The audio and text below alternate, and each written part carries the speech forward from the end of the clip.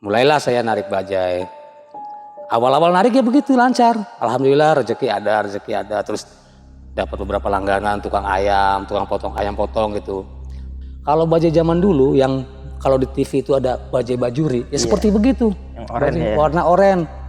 Nah warna oranye itu kondisinya yang asapnya ngebul putih, suaranya tang gitu. Terus kita kalau bawa penumpang atau nggak bawa penumpang, pokoknya kita kalau narik kakinya, mohon maaf ya pemirsa, nih begini nih, tuh, karena ini nggak fungsi. Awal 99, memang sebelum kejadian horor saya udah paham bahwa di Jakarta ini banyak beberapa gedung yang dijaga, beberapa mall yang dijaga, beberapa mall juga yang terbakar atau dibakar. Pokoknya terjadi kebakaran dan banyak yang menjadi korban kebakaran. Saya paham, tahu, termasuk lokasi yang nanti saya ceritain ini, ngalamin bahwa saya dapat penumpang dari sekitar situ gitu. Sebelum Mall Citra Klender itu kan ada jalan kampung Bulak itu. Di situ ada penumpang nyegat saya, nyetop. Kata saya alhamdulillah dapat penumpang tengah malam. Ya, saya nggak berpikir bahwa itu penumpang bukan orang. Masih normal aja. Karena yang saya lihat itu anak remaja usia sekitar 15, 16, 17 lah. Saya pelanin kan biar suara bajai pelan. Nanya, "Dek, layarnya di mana?" Dia cuma bilangin dari samping saya nih, dari samping sebelah kanan, yang laki-lakinya. Cuma gini, nggak bilang apa, cuma gini. Cuma yang saya lirik, kok tangannya kayak agak melepuh. Deh, saya udah mulai ini. Penasaran, saya lihat di spion. Itu rambutnya yang tadinya saya lihat rapi, ini kayak orang habis terbakar. Terus kelihatan jidatnya itu kayak apa sih, kulit meleleh gitu.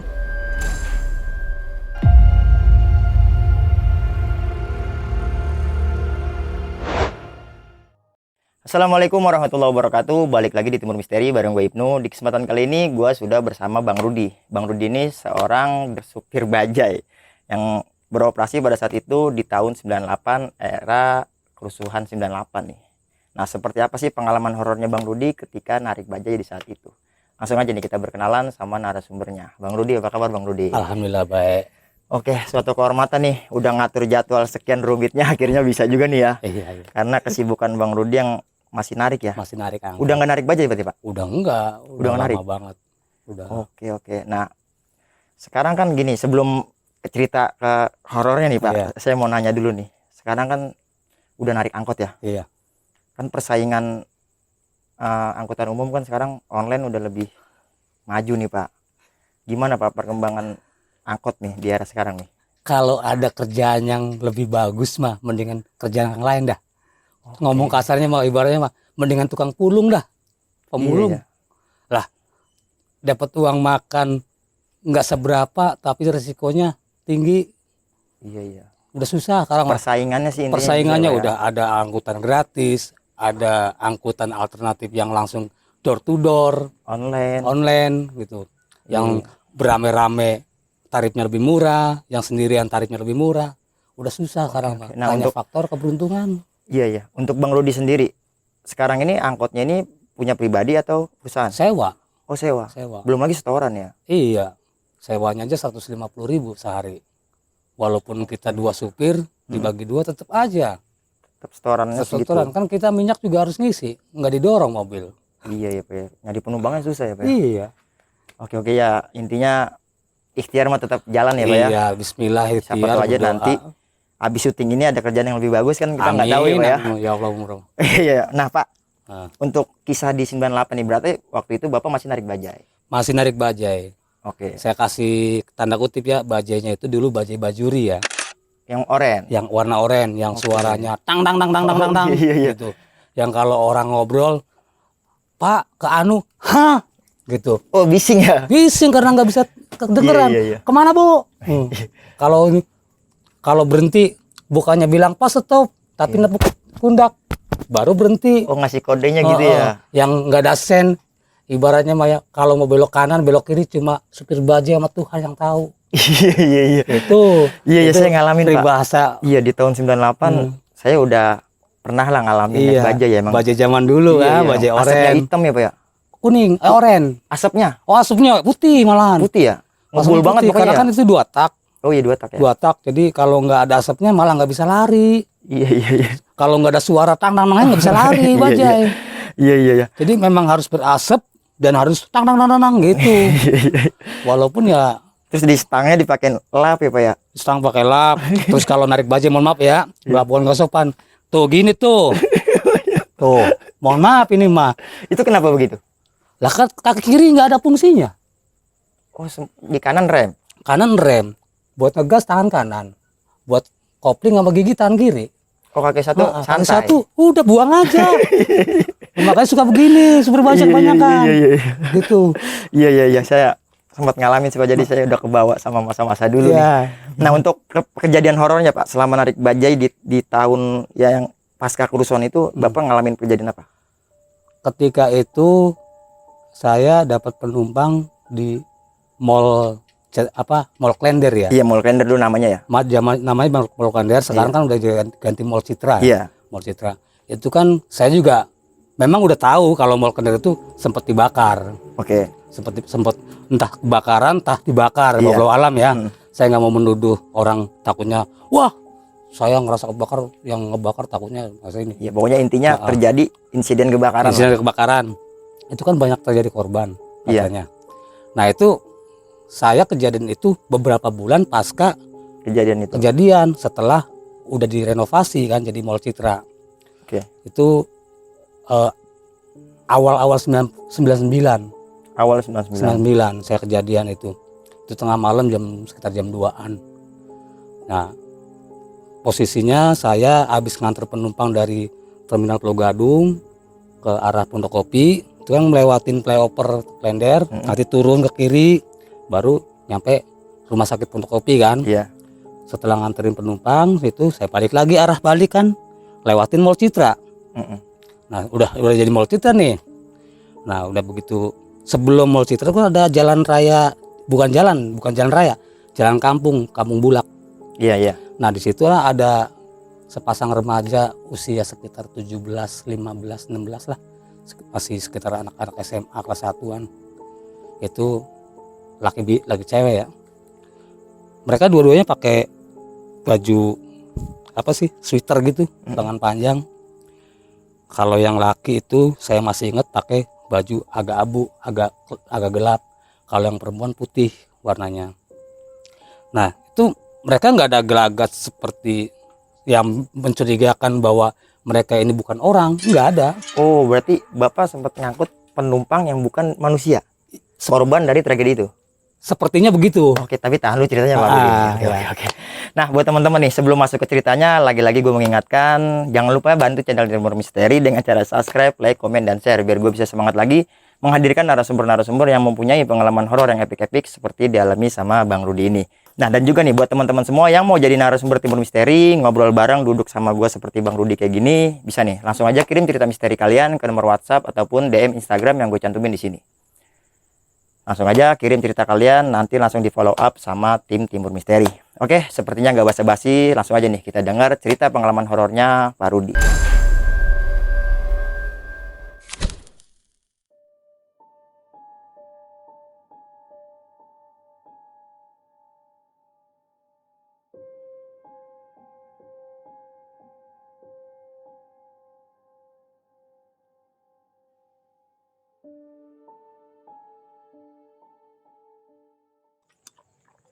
Gimana itu ceritanya, Pak?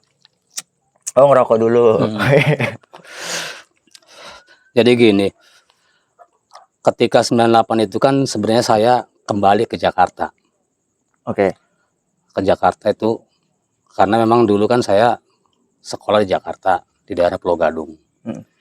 Cuma karena saya mengidap suatu penyakit yang namanya anak remaja bikin malu gitu ya. Ini bekasnya ada. Ini bisul bengkak lagi, nggak bisa sembuh-sembuh ini.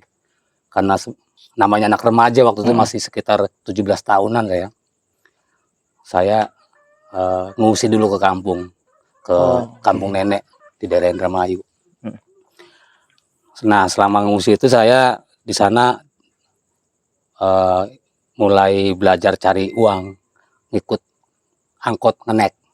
Jadi ngenek, jadi kenek supir angkot, angkot di kampung. Dari hasil ngenek itu saya dapat pengalaman bisa bawa mobil. Pas tahun 98 itu saya masih posisi lagi ngenek, masih narik di angkot. Berarti lagi di kampung. Nggak di kampung.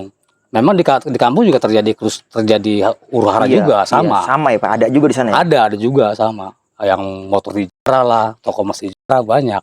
Cuma yang enggak terjadi itu pembakaran dan yang kriminal-kriminal yang berat lah. Ekstrim lah ya. Ya, nggak kayak di Jakarta yang mohon maaf katanya peranakan-peranakan itu ada yang dilecehin, ada yang dihilangkan. Ya, pokoknya kita semua tahu lah kejadian itu Pak ya. Nah, kalau di Indramayu itu hanya sekedar pencegahan. Walaupun saya sendiri jujur, saya tidak terlibat sama sekali dengan pencegahan, karena saya memang orang penakut.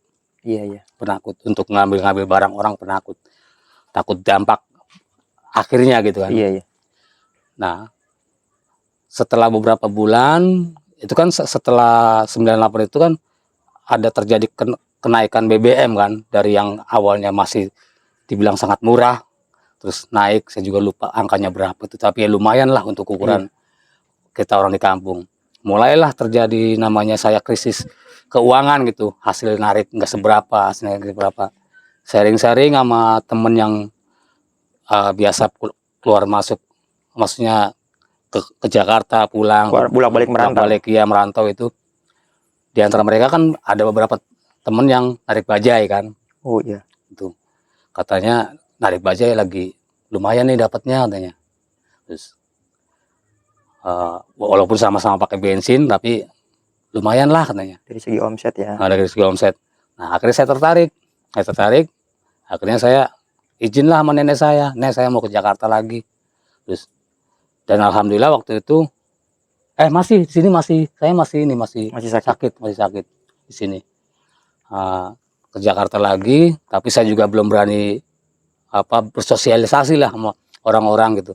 Sama ibu saya, akhirnya diobatin lah. Kan selama ini di kampung cuma diobatin mantri kampung doang. Iya. Jadi kempes, nongol lagi, nongol lagi. Ini yang bikin rasa mindernya besar tuh pada saat itu. Pada saat itu. Nah, ketika udah kembali ke Jakarta, sama ibu saya dibawa ke dokter, dibedah. Oh, sempat operasi berarti. Operasi kecil. Iya. Di dokter praktek, bukan di rumah sakit, di klinik lah. Dibedah, terus udah beberapa hari, akhirnya alhamdulillah kering. Dan nggak pernah kambuh lagi. Sampai akhirnya ada cacat lah. Ya, itu dulu bekas-bekasnya lah ya. Dulu saya mulus, makanya ibu saya bilang, duh sayang banget ya sekarang udah cacat katanya. Tapi cuma karena saya orang laki kan nggak masalah gitu. Mulut saya juga nggak masalah sih Pak, masih ganteng gitu. Jangan fitnah. Iya, maksudnya itu mah hanya kayak luka aja gitu, bekasnya gitu. Cuma kan sempat down. Nggak pede ya. Sempat down itu. Nama juga masih remaja kan. Iya. Nah itu saya mulai berpikir, udahlah saya udah keadaan udah begini, udahlah saya bersosialisasi gitu kan. Iya. Akhirnya mulailah saya ikut teman gitu, belajar bawa bajai, belajar dulu. Karena nggak beda sama bawa mobil kan. Iya. Walaupun saya bisa bawa motor, tapi nggak bisa langsung bawa bajai gitu. Karena beda pengoperasiannya. Kalau kita pernah bawa motor Vespa mungkin bisa. Iya, karena persnelangan di tangan. Saya belajar dapat 2 hari, akhirnya saya beranikan untuk sewa ke bengkel, ke pool. Kalau istilah angkutan mah pool, tapi kalau istilah bajai itu bengkel namanya. Nah di bengkel bajai itu biasanya itu sistem operasinya itu 2 shift. Shift pagi sama shift kalong. Shift malam. Ya, shift malam. Shift pagi itu mulai dari jam 6 atau enggak jam 5, tergantung shift kalongnya datangnya gitu kan. A+-nya jam berapa. Sampai jam 3-an, jam 2, jam 3. Nah, sip kalong itu ya dari jam segitu, dari jam 2, jam 3 sampai ke pagi. Iya. Nah, karena saya itu dari dulu nggak bisa bangun pagi terengginas gitu. Seger gitu. Oh iya, nggak bisa. Walaupun waktu itu saya sholat subuh pun tetap aja pengen tidur lagi. Iya. Nggak bisa terengginas, jujur saya akuin. Sampai sekarang saya nggak bisa terengginas bangun pagi. Jadi saya ngambil yang sip kalong. Oke. Yang dari sore jam 3-an sampai ke pagi. Nah itu. Mulailah saya narik bajai.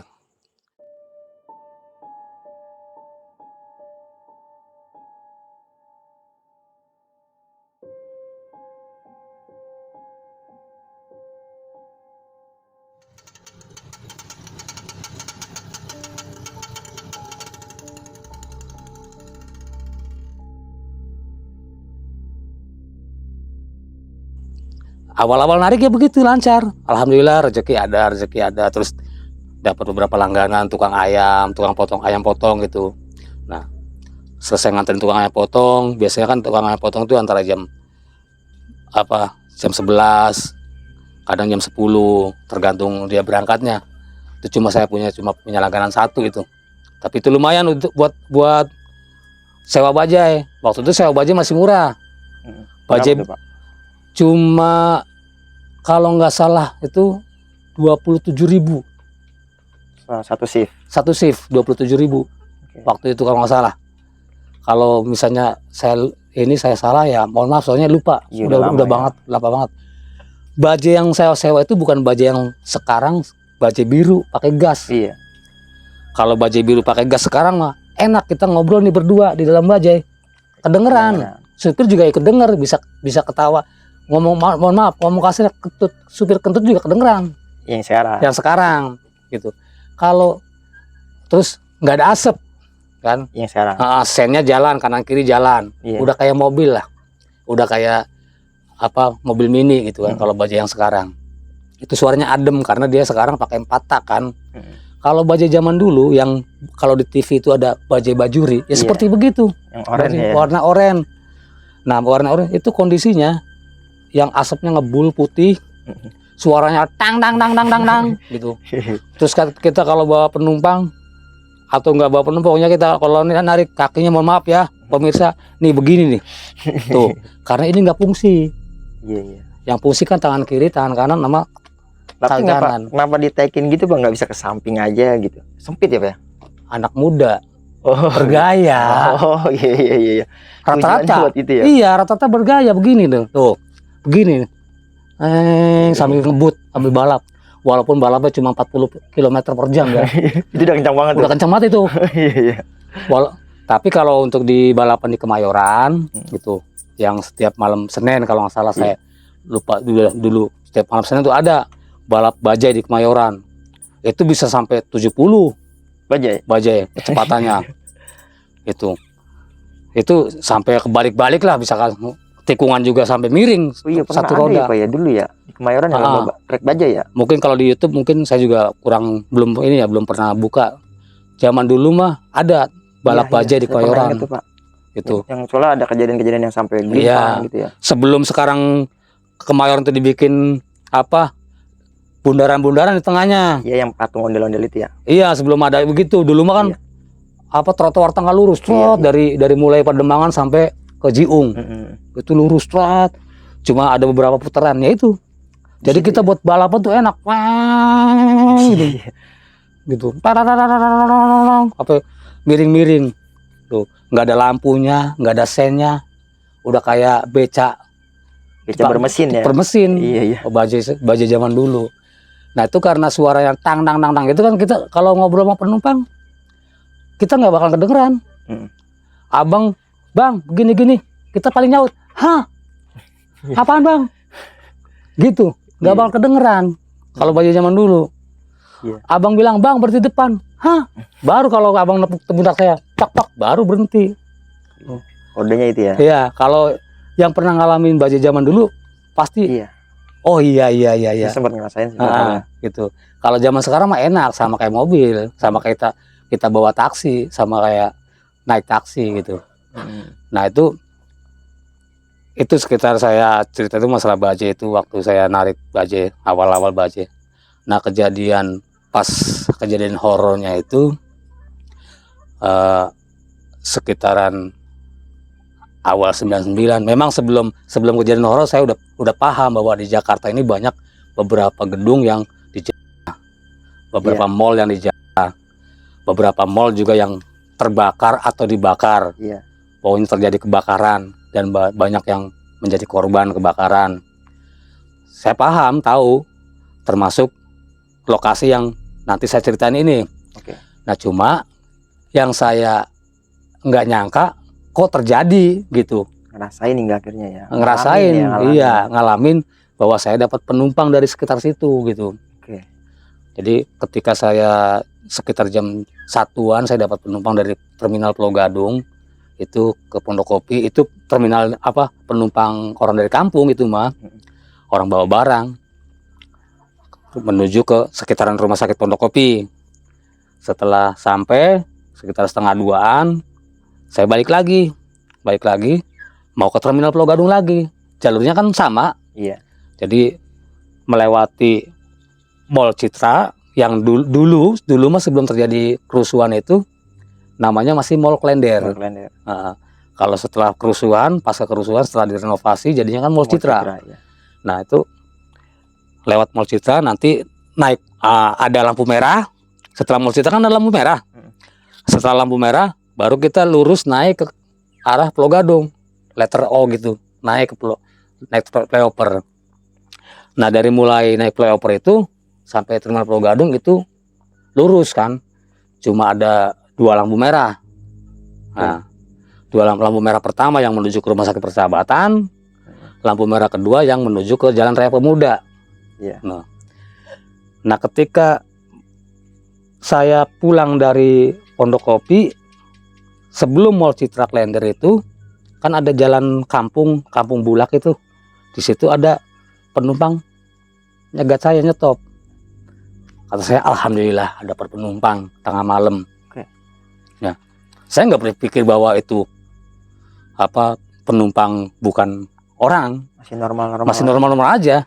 Karena yang saya lihat itu anak remaja usia sekitar 15, 16, 17 lah. Terus berpakaian juga layak manusia. Mohon maaf, udah mulai merinding saya. Berpakaian layak seperti manusia. Nah, kenapa saya bilang wajar ada anak muda anak remaja di situ tengah malam? Karena sekitaran dari mulai Jatinegara sampai Pondokopi itu kan jalanan kan menjejeri rel kereta. Kalau yang udah pernah malam-malam lewat situ sampai sekarang pun itu masih ada beberapa, mohon maaf, pekerja malam. Paham kan pekerja malam? Nah, jadi saya berpikir bahwa itu salah satu pasangan yang mangkal di situ gitu. Apa perempuannya yang mangkal atau ininya pelanggannya, saya berpikir begitu doang. Karena memang saya nggak sekali 2 kali dapat penumpang kayak begitu. Nah, dia nyetop, terus saya berhenti, saya nanya, mana mas? Dia cuma bilang apa? Layur. Nah, akhirnya tanpa banyak tanya, karena kan gini ya, namanya ongkos bajai, kalau penumpang tanya, saya pasti nyaut sekian. Argo mulut artinya nego, negosiasi. Kalau penumpang nanya, bang berapa ke Layur? Misalnya, saya pasti ngomong sekian. Dia minta kurang, ya dinego lah. Nego harga. Nah, tapi kalau penumpang nggak nanya, bang Layur, terus langsung buka pintu, berarti penumpang udah paham ongkosnya sekian, atau dia mau niat ngasih sekian gitu kan. Tergantung nyampe di tempat. Kalau dia ngasih menurut saya kurang, bu tambahin, bang tambahin, pak tambahin gitu kan. Kalau misalnya kata dia udah segitu, ya udah ikhlasin. Itu pengalaman saya narik bajai, masalah tarif itu ya. Nah, jadi karena dia bilang bang Layur, ya buka pintu, buka pintu baja itu kan bajai oranye zaman dulu itu kan dia pakai tongkat di sini nih. Engselnya gitu. Iya, bukan engsel mah tetap kuncinya. Oke. Kuncinya pakai tongkat, diangkat baru dibuka. Oh, kunciannya berarti ya. Nah, kuncinya itu pakai tongkat. Diangkat. Nah, kuncinya diangkat baru dibuka. Terus tutup, brak. Kan kedengeran, brak. Iya. Nah, ketika buka pun kedengeran, kreot. Karena bajai zaman dulu bajai kaleng. Iya. Gitu. Bajai udah pada karatan. Kreot. Nah, naiklah dua-duanya. Itu yang perempuan saya masih ingat pakainya warna putih tapi sweater ya, Iya. sweater. Bukan sweater kayak gini ada sletingnya. Iya. Kalau yang laki-laki agak abu gitu. Nah, agak abu. Itu manusia. Saya nggak ada berpikir bahwa itu bukan manusia. Nah, cuma mohon maaf ini kulitnya agak gelap seperti suku Papua. Hitam ya. Ya. Nah, saya berpikir bahwa mereka orang kulit hitam lah. Iya. Nah, saya jalan itu kan setelah Mall Citra itu kan ada lampu merah. Berdekatan banget kan. Iya, dekat-dekatan. 10 meter apa 20 meter gitu posisinya. Nah, namanya tukang bajai, begitu ketemu lampu merah, bukannya ngeliat lampu merah. Zaman dulu mah, ya sampai sekarang juga sama sih. Sama kayak motor sama angkot, sama. Lampu merah tuh bukan lihat lampu merah, lihat kanan, lihat lurus. Ini ada yang bakal nyelonong nggak? Nerobos. Begitu kosong, brrr, Iya. gitu kan. Lagi tengah malam. Oke. Nah, nerobos, jadi secara matematiknya saya waktu itu nggak ada rem, nggak pernah rem. Bajanya? Maksudnya nggak pernah rem. Setelah penumpang naik, saya nggak pernah berhenti. Oh iya. Sampai jalan layur itu. Saya ingat Bapak. Memang kejadian begitu. Oke. Nggak pernah berhenti. Jadi udah naik flyover Klender. Nah, naik flyover Klender kan turun, ketemu lampu merah pertama yang menuju ke Rumah Sakit Persahabatan. Nah, situ saya sempat bimbang mau lewat lampu merah itu Jalan Jatinegara Kaum ya, yang ada makam keramat Syekh Haripudin. Iya. Atau mau lewat Jalan Pemuda nih, lampu merah kawasan industri itu belok kiri. Apa lewat situ kata saya. Cuma lebih dekat lewat sini. Akhirnya lewat Jatinegara Kaum, lampu merah pertama. Jadi kan nggak sempat lihat lampu merah, langsung belok kiri, belok kiri. Setelah instalasi PAM itu ada jalan pertama itu namanya Jalan Layur. Di daerah Rawamangun tuh. Jalan Layur itu panjang, sekitar 500 meter lah, apa 300 meter. Nah, itu di situ kan ada pemukiman, ada sekolahan, ada kios, ada kaki lima, termasuk di tengah-tengahnya itu sebelum ujungnya Jalan Layur yang ketemu Jalan Pemuda, itu di situ ada TPU besar, pemakaman umum. Iya, TPU Layur, orang terkenalnya TPU Layur. Kalau namanya kan TPU Penggilingan tuh. Iya. Nah, tapi orang lebih mengenal TPU Layur, pemakaman Layur. Nah, di situ. Jadi begitu masuk Jalan Layur, saya tanya, saya pelanin kan biar suara bajai pelan, nanya, "Dek, layurnya di mana?"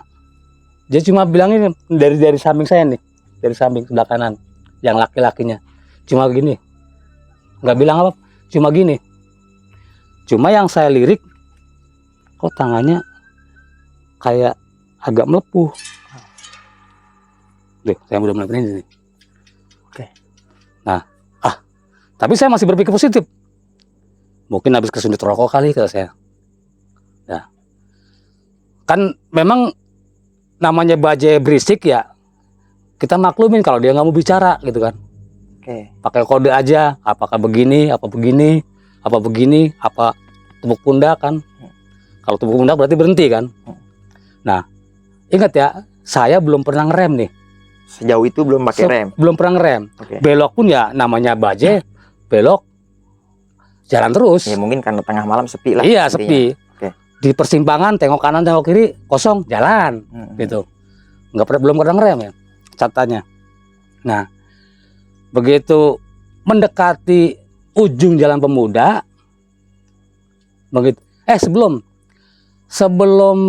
Jalan Pemuda melewati TPU Layur nih, melewati TPU Layur, kata saya nih orang Layur udah mau ujung, dalam hati ini kok masih belum minta turun, belum bisa nyuruh berhenti saya. Nah akhirnya kan di bajai itu kan ada spion tengah. Iya. Memang saya jarang pakai gini, jarang. Karena di belakang kap bajai saya itu kan walaupun kapnya pakai plastik polos, plastik putih, tapi ada variasinya. Bajai kan suka divariasi-variasi, jadi ada spion tuh percuma, nggak bisa dipakai. Paling fungsinya apa kalau lagi ngobrol sama penumpang gitu, spionnya kita tekuk gitu. Kalau penumpangnya mau pakai toa ngomongnya, mau kenceng gitu. Tapi kalau penumpangnya malas ngobrol ya udah, kita nggak pernah pakai spion. Nggak digunain lah ya. Nggak ada gunanya. Nah ketika pas lewatin TPU Layur beberapa meter sebelum ujung Jalan Pemuda, Dek, di mana ini? Soalnya pemukiman udah habis. Udah mentok. Sebelah kanan udah habis kan. Ada kios-kios kosong. Sebelah kiri komplek di portal semua. Nah, nggak nyaut. Saya ini penasaran. Saya lihat di spion. Itu rambutnya yang tadinya saya lihat rapi, ini kayak orang habis terbakar. Terus kelihatan jidatnya itu kayak apa sih, kulit meleleh gitu. Yang mananya tuh Pak? Yang laki. Saya lirik yang perempuan juga sama. Kelihatan hitam. Memang saya nggak lihat dari sini ke sini karena kan spionnya tinggi. Nah, saya kaget, spontan saya berhenti, saya tengok nggak ada. Hilang. Nggak ada orang. Kata saya, ya Allah, astagfirullahaladzim. Di spion ada Pak? Spion ada. Karena ngelihat pada ngelupas begitu, kayak jidat ngelupas. Terus rambut kayak kebakar gitu. Saya kan kaget. Spontan saya berhenti, langsung tahu nggak ada. Gila. Terus seandainya dia turun di mana? Saya belum pernah berhenti, belum pernah ngerem. Ya, dan beberapa detik sebelumnya kan Bapak masih ngeliat di spion. Masih dekat spion. Iya. Seandainya itu setan dari TPU. Penumpang saya yang dua mana? Iya. Bener-bener nggak ada ya. Tuh, kalau saya begitu itu lihat nggak ada, saya langsung jalan lagi ngebut. Pengen ketemu sama jalan raya yang kira-kira terang gitu. Buat ngilangin takut saya. Itu kan jam 2, jam setengah 3 itu kan gelap banget Layur. Zaman dulu udah nggak ada manusia satupun, sepi banget itu. Cuma namanya kita jiwa kalong kan harus udah siap mental dengan tempat-tempat gelap, tempat sepi gitu kan. Gitu. Tuh Pak, ya karena ketemu yang begitu gitu. Mau nggak mau kan bikin kita spot jantung juga. Spot jantung. Jadi begitu udah ketemu ini, saya bukannya ke kiri putar balik. Ke kiri cari putaran, kan putarannya adanya jauh sekitar 300 meter ya.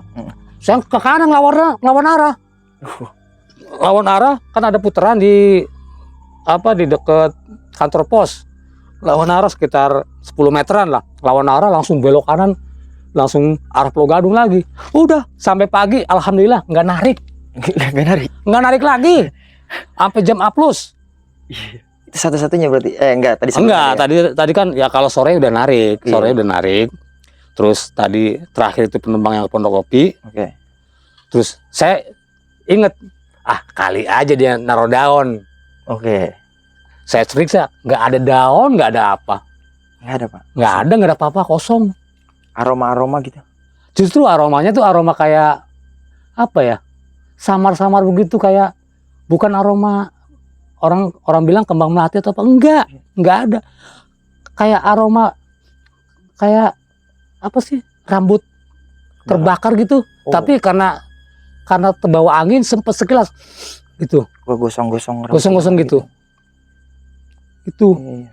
sampai sekarang, makanya kejadian begitu saya sampai sekarang nggak pernah lupa gitu, walaupun udah beberapa tahun. Ingat banget ya. Ingat berkesan banget waktu saya masih remaja, sampai sekarang saya udah punya anak remaja. Oke. Itu Tapi di hari setelahnya, Pak. hari setelah Gimana tuh? Maksudnya dari segi omset yang udah kan biasanya kalau habis ketemu gitu kan biasanya trayek. iya, ramai. besoknya Nah, Bapak gimana? besoknya alhamdulillah Ramai. rame banget, enggak, tapi melebihi. Jadi ketika udah setelah nganterin penumpang langganan gitu, terus dapat penumpang dari terminal Pulau Gadung tuh, nganter, begitu nyampe biasanya kan antrian tuh namanya ngetem, kita ngantrian kan. Iya.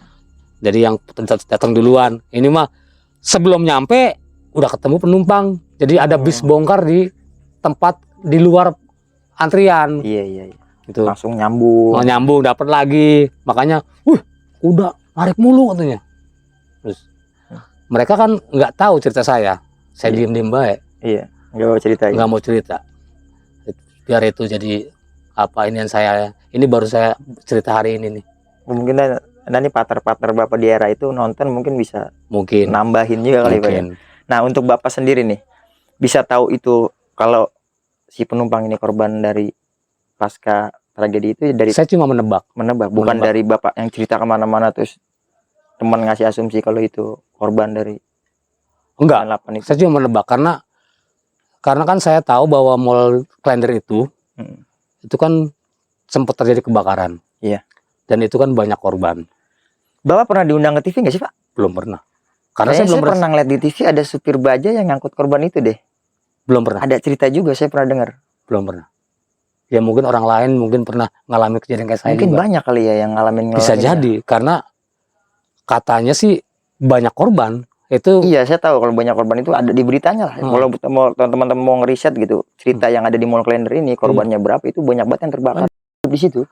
Itu kebanyakan tuh warga, setahu saya, kalau saya suka ngobrol-ngobrol sama penumpang gitu, warga Kampung Sumur yang banyak, warga Kampung Sumur sama warga Pulau Jae.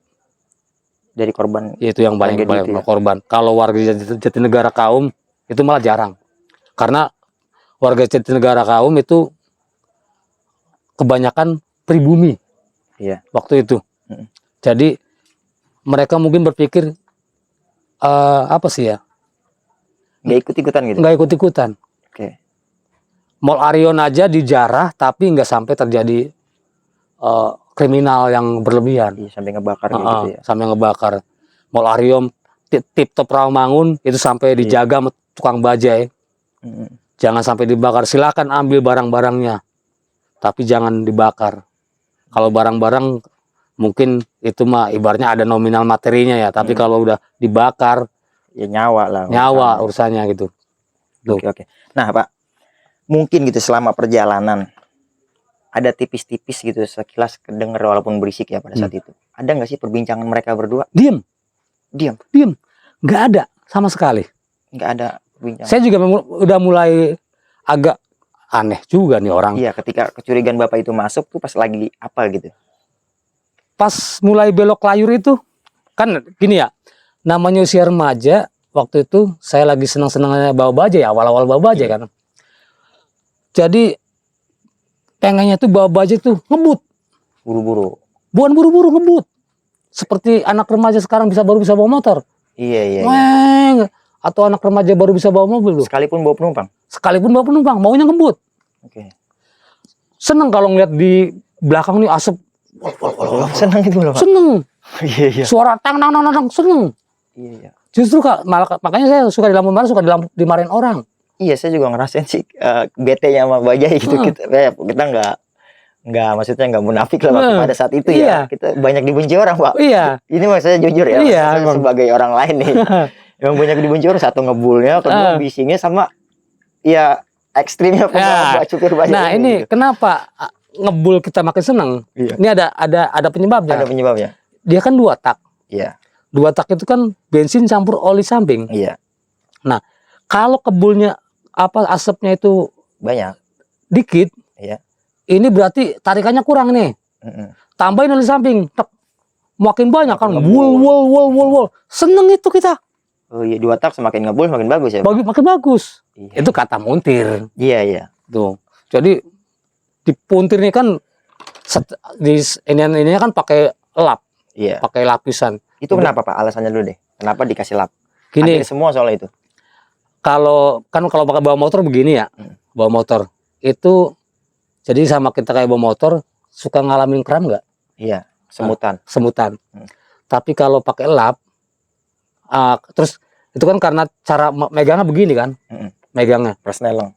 Iya, Ya, gas. gigi. Ini gas. Oh, yang gas. Gas. Oh iya. Kalau gigi nggak ada. Oh, nggak ada ya? Nggak ada, Yang gasnya polos. malah yang dipakein ya? Yang digas. Itu kan kalau begini itu kan suka apa sih? Entah ada hukum apanya ya, pokoknya sering-sering kesemutan kan. Semutan. Iya. Ini karena posisi begini. Terus nggak enak, nggak nyaman kalau buat posisi seharian bawa baja itu, posisi ngegasnya begini. Tuh. Iya, Apa sih kayak apaan gitu, nggak enak. Iya. Tapi kalau dipakein bundel sampai gede segini nih, gitu. Yang tebal banget. Yang dipegang bukan begini, begini. Oh gitu. Iya, nih begini nih. Tuh, weng. Oh, dari samping. Iya, dari samping. Gitu. Weng. Gitu. Nggak kepikir sih. Iya, semakin kalau tarikannya mentok, suaranya masih kurang. Ah, ini kurang oli nih, kebulnya kurang. Tambahin oli, wang. Makanya kalau lagi di lampu merah suka begitu, weh, lo, Iya. suka dimarahin, ngebul, asap nih. Iya. Oh, berarti alasannya satu karena biar nggak semutan atau iya, itu. Terus kedua lebih apa sih? nyaman, Satu lebih nyaman, kedua gitu. lebih inilah style gitu, lebih gaya gitu. Lebih gaya, megangnya di samping ujung gas, ya, di ujung gasnya itu. Kalau begini, culun amat lu. Iya, gitu Pak ya. Iya, udah kayak engkongkong lu bawa bajai. Oh gitu Pak. Iya. Iya, gokil. Tuh. Iya. Jadi ibaratnya bajai itu ekspresi. Banyak sensasi dari supir-supir bajai ya. Iya, bajai kita tuh ekspresi kita. Ekspresi anak remaja. Zaman saya itu ekspresinya begitu. Bawa bajai, nangkring, kakinya miring, duduknya begini. Iya, kadang. Makanya kan ada tongkat di sini, tongkat bekas as panjang itu biasanya. Iya. Buat nyender begini tuh. Tuh gitu. Tuh. Pernah gelimpang nggak? Alhamdulillah saya belum pernah. Belum pernah. Kejadian sih mau gelimpang. Pernah hampir gitu. Hampir, tapi alhamdulillah belum pernah. Iya, Itu kalau gelimpang saya juga nggak tahu. Iya. Itu biasanya yang bikin bajai gelimpang itu dia ngebut nih. Bajai itu ngebut kecepatan sekitar 40. Ingat ya, kecepatan bajai maksimal 40 km per jam. Kalau di kotak-katik paling 50 kilo. Tuh. Itu udah kenceng. Bajai oren. Nah, bajai oren itu dulu pakai rantai. Oh, masih pakai rantai. Masih pakai rantai kayak motor zaman dulu, masih pakai rantai. Kalau rantainya putus, motor bagaimana? Nggak bisa jalan. Nggak bisa jalan. Iya. Bajai itu roda belakang kan dua. Rantainya cuma satu, sebelah kiri. Oke. Kayak Vespa gitu kan. Kalau Vespa nggak ada rantainya ya? Nggak ada. Nah, ketika rantainya ecel, namanya ecel ya, kayak sepeda ecel gitu kan. Berarti kan dia nyangkut, bukan putus, ecel. Copot, rantainya copot, nyangkut di gigi. Selip. Otomatis roda belakang yang sebelah kiri nggak jalan. Berhenti. Seret, kayak ngerem mendadak. Sementara kecepatan lagi tinggi. Nah, karena paniknya supir, begitu itu biasanya spontan setang itu kan roda depan cuma satu. Spontan goyang. Langsung kebuang. Nah, goyangnya itu kebalik. Oh, keseringan insidennya kayak gitu. Seringnya ke situ. Karena selip si rantai. Atau nggak muter. Gitu. Atau kalau enggak terlalu gaya, terlalu gaul-galan di tikungan. Ret. Iya. gue pengen roda satu nih, nggak tahu kebablasan. Iya, ada juga ya Pak, freestyle baja ya. Banyak. Oke Pak, kembali lagi ke momen itu nih Pak. Iya. Berarti memang itu udah mendominasi kalau si penumpang ini ya korban dari mall Klender itu Mall ya. Klender itu. Ya memang pada saat itu juga banyak lah rumor-rumor yang beredar bahwasanya banyak sering nemuin orang-orang yang mencurigakan, Iya. lebih ke dominan ke luka bakarnya ini nih. Iya, gitu. memang luka bakar. Bisa didetailin lagi nggak sih Pak sosoknya itu, dua orang itu gitu? Jadi kalau yang perempuan itu rambutnya sebau. Rambutnya awalnya normal ya, maksudnya Awalnya nggak normal, ada sebau. yang Bapak lihat sebelumnya gitu. Iya. Terus kalau yang laki-laki seperti abang Biasanya ini. gini. Terus nggak ada apa sih wajah-wajah seperti pucat, nggak ada, karena kan memang penumpang saya tuh kan saya bilang kayak suku Papua. Iya, orang agak timur gelap lah ya. gitu. Jadi saya nggak berpikir bahwa itu orang bekas kebakaran atau kena asap atau enggak berpikir. Iya. Terus kan dia pakai sweater. Dua-duanya berarti ya makanya. Iya, pakai sweater. Kan saya berpikir tengah malam. Tengah malam pakai sweater wajar lah. Dingin ya. Iya. Saya aja kalau udah malam pengennya pakai sweater kalau jam segini. Iya. Gitu. Jadi saya nggak berpikir, awal-awal tuh nggak ada berpikir bahwa itu korban kebakaran. Ya, sejauh Bapak ketemu, dia naik dan dia nutup pintu itu masih normal semuanya ya? Masih normal. Normalnya itu dalam arti saya nggak punya firasat apapun, cuma saya begitu belok kiri ke arah Jatinegara Kaum itu, saya baru berpikir, ini orang kok nggak ada kentut sama sekali. Nggak ada interaksi. Nggak ada ngomong ya? Gimana sesama mereka berdua. Apa mereka malas teriak-teriak. Karena berisik gitu. Udah saya berpikir positif begitu sih. Berpikirnya. Nggak ada pikiran, wah. Hantu gitu. Hantu, nggak ada. Iya. Tapi kalau dari segi era Pak, maksudnya di zaman itu ya. Dari stylenya dua orang ini menengah ke atas atau menengah bawah dari gaya pakaiannya gitu? Gaya pakaiannya, nah itu yang saya ini kayak bajunya tuh kayak seperti baru tapi belum digosok gitu. Oh, lusuh baru tapi belum digosok. Kan saya berpikir mereka kan anak malam. Iya awalnya ya. Iya, saya berpikir anak malam, jadi nggak ada kecurigaan apapun awal-awal. Terus kan namanya kita di baja itu kan fokus kita kan, apalagi yang saya bilang awal, saya itu remaja, saat itu kan remaja yang lagi seneng bawa baja, ketika dapat penumpang maunya buru-buru nyampe, ngebut. Jadi nggak cingak-cinguk, nggak nengok kanan kiri. Itu juga mungkin jadi kecurigaan Pak. Maksudnya kalau penumpang umum ya, maksudnya benar-benar manusia gitu kan, ketika Bapak nerobos lampu merah, Bapak yang rusuh ngebawanya, pasti kan ada teguran dari penumpang ya. Enggak, itu enggak ada. Iya, maksudnya logikanya secara umum gitu. Iya. Biasanya kan Pak pelan-pelan Pak ini gitu kan ya. Saya berpikir karena mereka masih remaja ya. Oh iya, jiwanya juga masih sama nih Bapak, gitu. Ya. Kan masih umur 15, 16, 17. Saya berpikir gitu. Kan karena memang tengah malam juga, jadi mereka berpikir mungkin biarin aja tengah malam gitu. Remaja tengah malam ya, mungkin Bapak pikirnya nih anak-anak malam. Iya gitu. Nggak ada pikiran apa mungkin dia habis apa zaman dulu mah bukan ini ya, bukan tramadol, bukan apa ya, yang zaman anak sekarang. Dulu mah, zaman saya dulu mah itu, walaupun saya belum pernah pakai ya, yang pil papan kuning gitu. Dulu apa saya berpikir ya paling mereka habis pakai begituan gitu. Karena anak malam ya.